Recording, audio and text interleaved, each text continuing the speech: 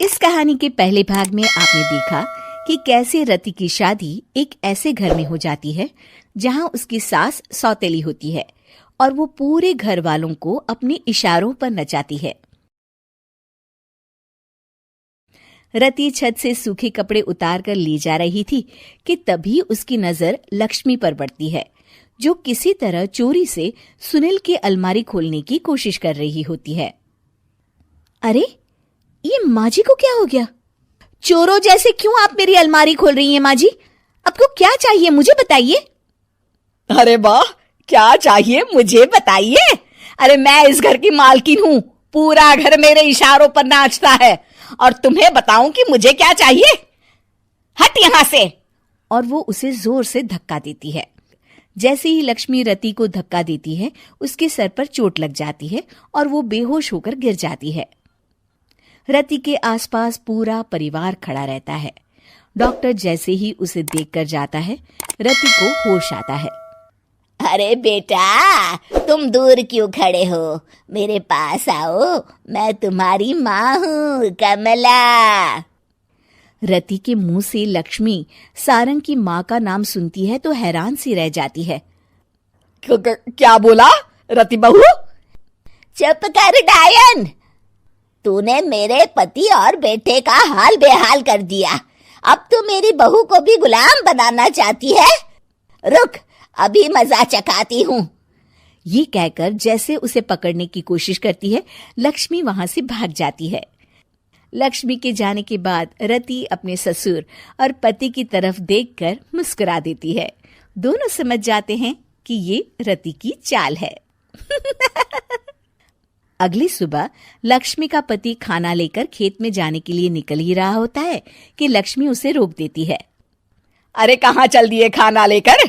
आज घर का काम कौन करेगा? तभी पीछे से रति आ जाती है और जोर से चिल्लाती है।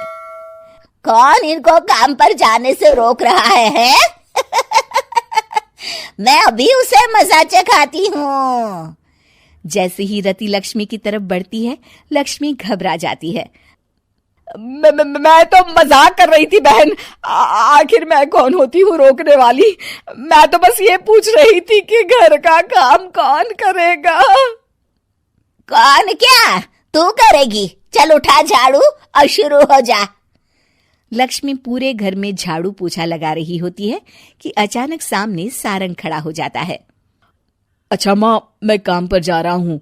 रति के मामा की फैक्ट्री है, मैं वहां आज से मैनेजर के तौर पर काम करूंगा। सैलरी भी अच्छी है। अरे सारंग, तुझे क्या जरूरत पड़ गई काम करने की? और बेटा, तू बाहर काम करेगा तो इस बड़े से घर को मैं कैसे संभालूंगी? अभी तो पूरा काम बाकी पड़ा है। तभी वहां रति आ जाती है। अरे बेटा सारंग, जा, नौकरी पे जा रहा है ना, जा।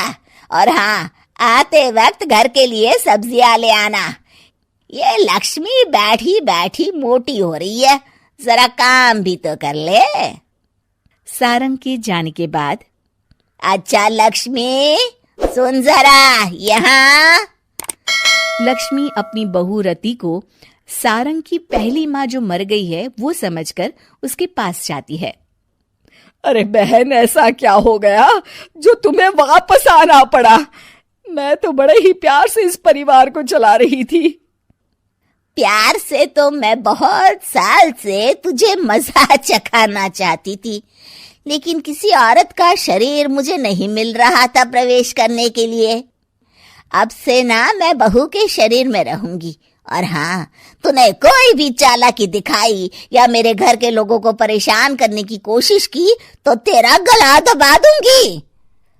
लक्ष्मी रति के मुंह से ये सुनकर डर जाती है और शाम को अपने बेटे और पति के सामने जाकर कहती है, तुम दोनों मुझे माफ कर दो। मैं अब तुम दोनों को कभी परेशान नहीं करूंगी। और बहू, तुम मेरी बेटी की तरह हो, बस अब बेटी की तरह ही बनकर रहना। लक्ष्मी उन लोगों को इतना कहकर वहां से चली जाती है और उसके जाने के बाद तीनों एक दूसरे की तरफ देखकर हंस देते हैं।